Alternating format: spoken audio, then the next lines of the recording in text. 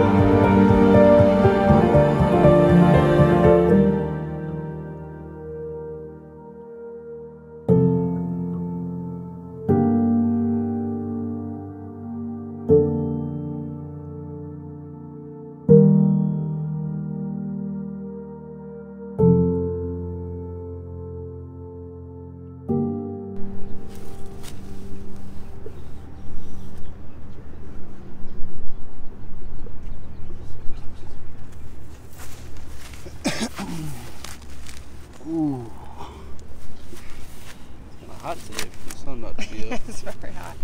And I'm in a little sweatshirty.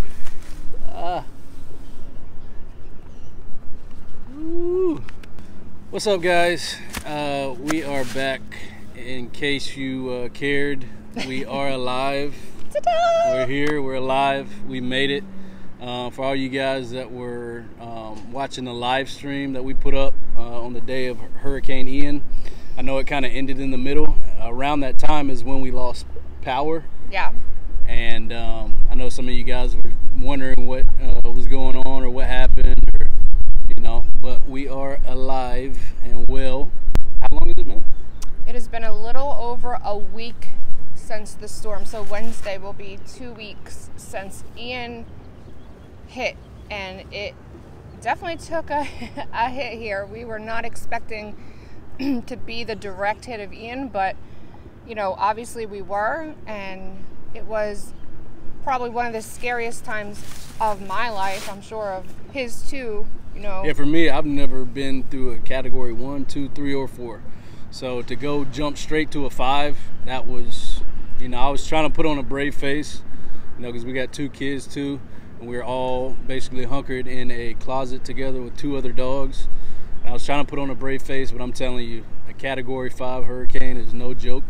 And it was scary. It was a very scary moment, and long.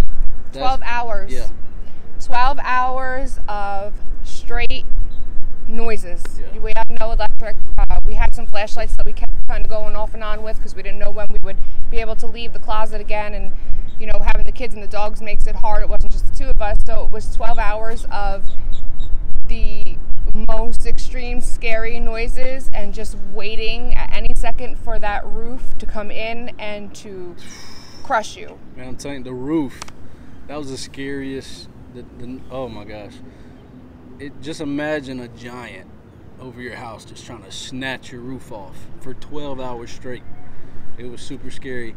But I said after it passed, I got to go on the roof and check it out, and it actually wasn't that bad. We lost a couple shingles, but if I was able to get on the roof in the middle of that hurricane, I wouldn't be as nervous, because all we heard was slap and boom. But all it really was a couple shingles just, you know, smacking. But yeah, talk. What's the damage that we personally got? We're waiting still for the people to come out. I'm actually have my phone next to me because I'm waiting for a call. Service is so spotty, so when you can get it, you keep your phone with you all the time.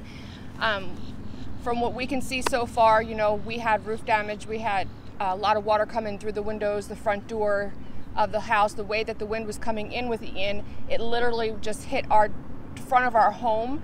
So the windows are, you know, basically all shifted. The front door doesn't close anymore, and we have hurricane windows on our home, so they're supposed to stand, you know, hurricane 160 mile an hour winds. The problem is we had about 190 mile an hour winds. So, you know, with the wind and the water, it was just the whole front of the house got really pretty bad. We got water in the ceilings, coming through the ceilings, you know, and until the people actually come in and see exactly what's going on up there, I don't even know what we're looking at. Yeah, which is another week for that. Not this Monday. Well, you don't know when we'll put this up, but basically a week from now. So, I mean, those guys are so backed up. We actually were some of the lucky ones. We got a chance to drive around and check other places out. Yeah, the devastation is, even sitting here doing this video, just looking out on the town that I've known for the last 14 years of my life, is crazy to see. The houses have no roofs. They have no, you know, everything's gone. The trees are gone. The hotel next to me is trashed. It's really sad to see the aftermath. And this is with cleanup for the past week. Everybody's been cleaning up, and it's just terrible. It's something that you think, you know, you're going to look at. Oh, it's going to be this. We're going to see houses fell down and da-da. But until you see it, I think that's when it really hits you that this was very, very serious. Yeah. Yeah, and I will never, I can say this 100%, I will never stay here again during really any hurricane. I don't care if it's a 1 or 1.5. So open the doors. Who wants us? Because we're coming. I won't be here. There was a moment, that's a good question. I'll answer first, and then you can go. The scariest moment of the 12 hours of Hurricane Ian, I'll say for me, was I kept coming out of the closet occasionally, every 30 minutes, every hour. and looking out the window, and at one point it basically looked like the ocean right at our front door. We had maybe a foot out of the door was water, and it was just gushing in. It looked like you were looking at the ocean. And at that moment, that's when I was like, yeah, we made a mistake as far as staying. But obviously we didn't, because we're here, we're okay, we're safe. But that was probably the scariest moment for me, was the water. Because most of these newer houses, we live in a newer house, can withstand, pretty heavy winds. But the water, I mean, what are you going to really do about that? So that really had me on edge. What about you? I don't think there was a time where I was off edge. I think emotionally, especially as a parent, you're always concerned during any type of storm for your family and your children and your significant other. But I think I don't think I ever really relaxed at all. I think I was in the beginning when the storm started coming. I'm like, oh, this is cool. We can, be live and show everybody this wind. And I thought that was the storm. I didn't realize that was not the storm. Did you have a particular, super scary moment during the 12 hours, that stood out to you? No, I think once the lights went out and once the freight train noise started, and I think just looking at my kids and trying to stay strong and not cry was probably the worst, especially as a mother. Trying not to cry because you want to be strong for the kids, but I'm telling you, that whole 12 hours, I had mattresses over the kids. We had pillows over the kids because I was so afraid that the roof was just going to collapse in on my children. So I think the whole time for me was really scary.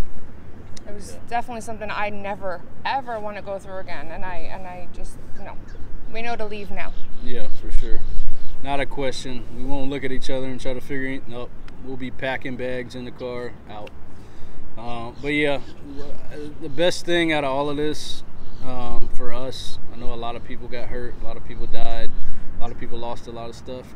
I mean, I can only speak for myself, and I'm thankful that we came out all right, and the house had minimal damage.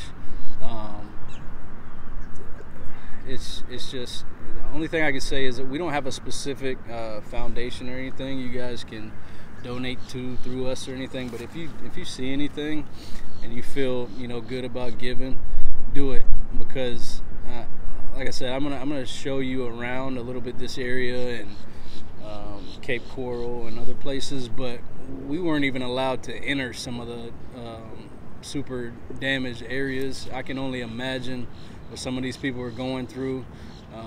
They probably have no clue what tomorrow looks like. So if you see a foundation and you want to donate to them and help somebody out, do it. If you have it, do it for sure. We've been trying to do the best we can too, with even just donating time or anything. That's okay. Any extra that we have. People are still without electric. People are still without homes. I remember that morning waking up around 5 or 6 and kind of taking a ride out to see exactly whatever street we can get down, just to see how things were. And it was very, very sad to see some of the older homes kind of just leveled and people outside crying and not knowing what to do. And some people don't have any type of insurance, or even if you do, at this point it's like you don't even care about your physical stuff. I think the emotional part of it is really what hits you once you come out and you see what happened, and it just feels different. The town feels different. It's nice that everybody's helping, but there's just this different feel here. You're used to getting up and seeing these beautiful green trees and the beautiful weather and the beaches and beautiful Florida, and it's still beautiful, but it's just a mess. Yeah, it'll take quite a while for everything to look normal again. Even in the not so hard hit areas, it'll take a while, just from debris alone, just from just the landscape aspect, and trees down, not even talking about house debris.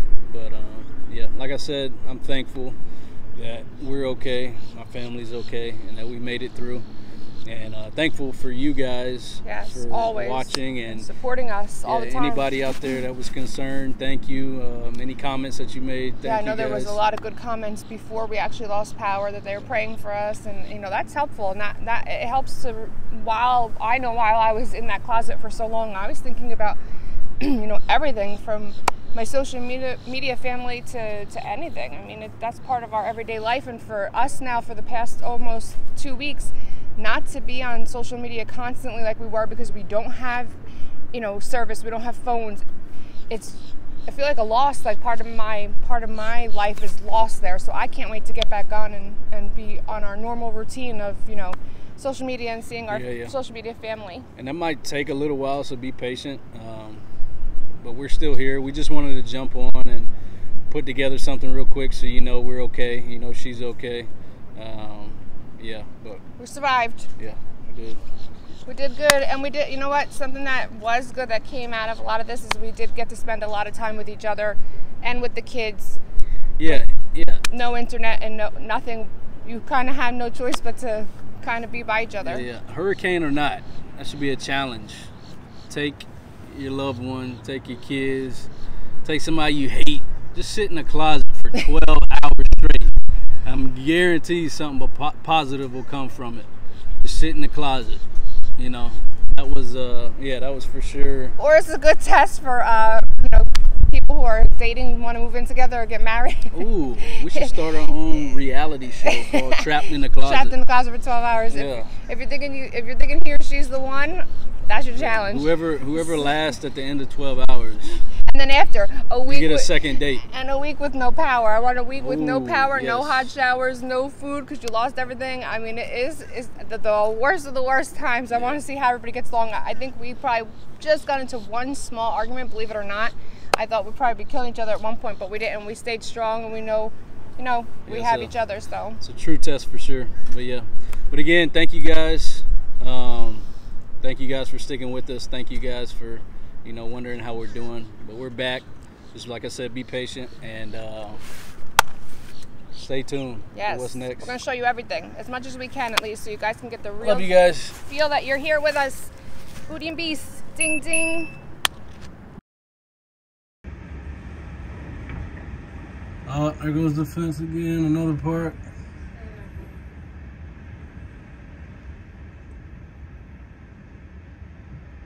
Coming out, my ears are popping. Yeah. Isn't that crazy? My ears are popping. Your ears not? No. It feels like I'm on an airplane.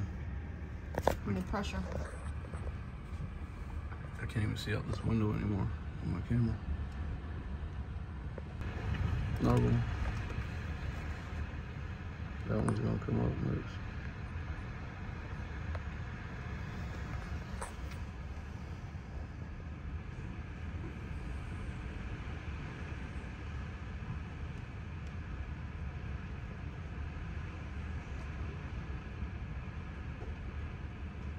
What the actual shingles on that side look like. You wanna see the hole underneath? Gone. That just fell. Now they're gonna get more wind under their lanai. Yeah, which is not good. Oh, there goes my fence. It'll probably be the next. See it? The door just came open.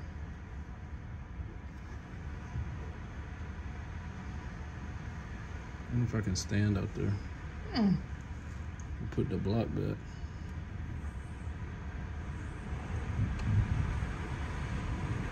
Fence is a little snatched.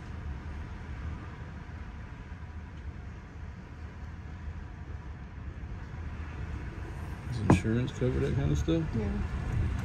Go, babe. Go. I don't like you right here. It's picking up.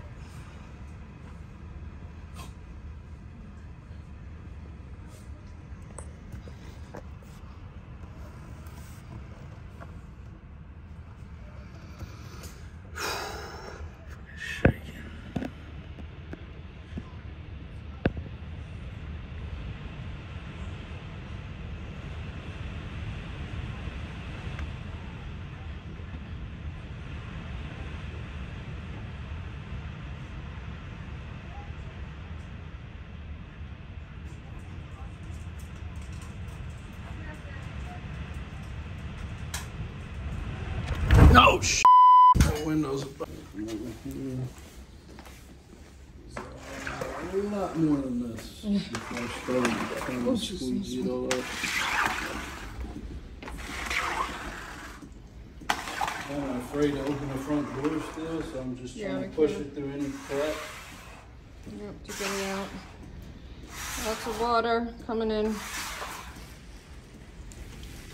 A lot of it also in the bedrooms. Get it out as much as we can so it doesn't build up. But it just comes right behind it, unfortunately. Still here whipping up there. This is 7-8 hours of being in a closet in the category basically 5 hurricane.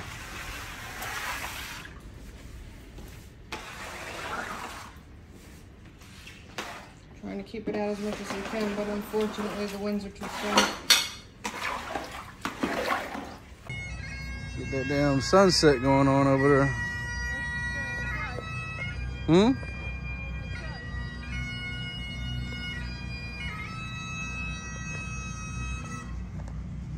Oh man, keep going.